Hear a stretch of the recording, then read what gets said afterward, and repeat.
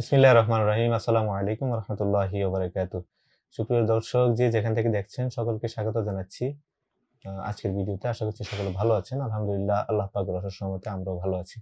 দর্শক আপনি যদি আমার চ্যানেলে নতুন হয়ে থাকেন তাহলে অবশ্যই চ্যানেলটিকে সাবস্ক্রাইব করবেন এবং পাশে থাকা বেল আইকনটি প্রেস করে দিবেন যাতে নতুন ভিডিও আপলোডের সাথে সাথে সেই ভিডিও নোটিফিকেশন আপনার কাছে পৌঁছে যায়।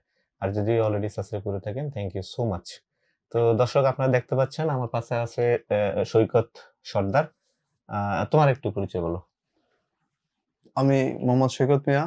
আমার বাসা হচ্ছে শরীয়তপুরে।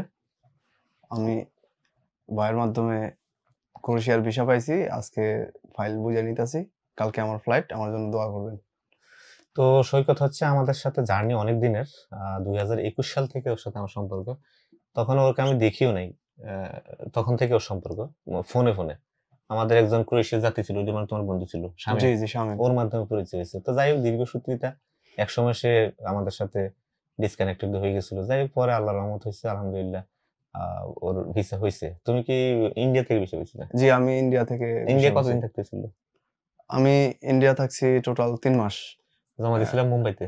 না, আমি দিল্লিতে জমা করছি। দিল্লিতে জমা করার 1 সপ্তাহ পরে আমি কলকাতায় এসে কলকাতায় আসছো। বাসা নিয়ে থাকছি। ওইখান আচ্ছা, থেকেই যাই হোক। আমার কুরিয়ারের মাধ্যমে আরকি পাসপোর্ট চলে আসছে ১০০ দিনের কলকাতায়। উপর লাগছে না?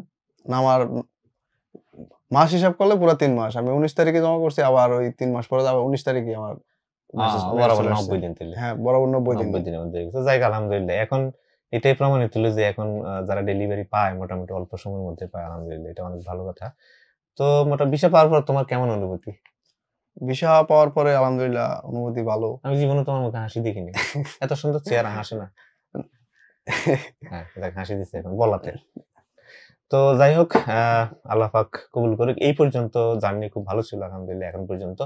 বাকি হচ্ছে আগামী দিন সকালে ওদের ফ্লাইট। আগামী দিন বলতে ২৯ তারিখ সকালবেলা ১৫:১০ টায়। তো সেই উপলক্ষে আজকে হচ্ছে ফ্লাইটের আগের দিন রাত। ওর ফাইলটা আমি ওকে বুঝিয়ে দিচ্ছি। এই যে তোমার ফাইল, কাগজপত্রগুলো একটু বুঝে নাও আর আমাদের দর্শকদেরকে একটু দেখাও যে আদৌ ভিসা আছে কিনা হুদাই হাতে দিয়ে আইলে।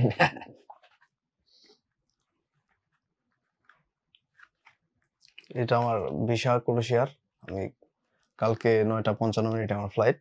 চলে যাচ্ছি। দোয়া করবেন আমার জন্য সবাই। আর এই যে এখানে আর police clearance hard police copy নিয়ে ক্লিয়ারেন্স যাওয়ার হার্ড জন্য কপি। বলছি আমরা। এটা আর এটা লাগবে। হচ্ছে এয়ার টিকেট। তোমার ট্রানজিট জানি কোথায়? ট্রানজিট হচ্ছে দুবাইতে আর প্যারিসে। প্যারিসে।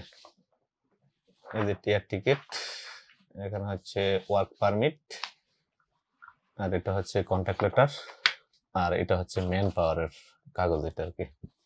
তো এটা শুধু আমাদের দেশেই লাগে, পৃথিবীর অন্য কোনো দেশে এটা লাগে কিনা আমি জানি না। এবং এটা করতে গিয়ে তো আসলে এখন বলা চলে যে বাংলাদেশের প্রেক্ষাপটে একটু ভোগান্তি হয়। যাই হোক এটা আমাদের নসিবে লেখা হয়ে গেছে, এটা কখনো কি হবে কিনা জানি না। তো সৈকতের জন্য সবাই দোয়া করবেন। অনেকদিন আমাদের সাথে তার জার্নি, শেষ পর্যন্ত আল্লাহ পাক তাকে কবুল করেছে এবং সে যাচ্ছে। আগামী দিন সকালে ফ্লাইট। সবাই দোয়া করবেন যে উদ্দেশ্যে যাচ্ছে, যে স্বপ্ন নিয়ে যাচ্ছে, আল্লাহ পাক যাতে সেটা পূরণ করে এবং তার ভবিষ্যৎটা যেন উজ্জ্বল হয়। এখনো বিয়ে করেনি? না, বিয়ে করবে। তো যাতে সবকিছু ঠিক হয় আরকি ইনশাআল্লাহ। তো সৈকত তোমাকে অনেক ধন্যবাদ। থ্যাংক ঠিক ইউ। আছে? তো দর্শক এতক্ষণ ধরে আমাদের সাথে থাকার জন্য অনেক শুভেচ্ছা জানাচ্ছি, কৃতজ্ঞতা জানাচ্ছি। দেখা হবে পরবর্তী ভিডিওতে। সে পর্যন্ত সবাই ভালো থাকবেন। আল্লাহ হাফেজ। আসসালামু আলাইকুম ওয়া রাহমাতুল্লাহি ওয়া বারাকাতুহু।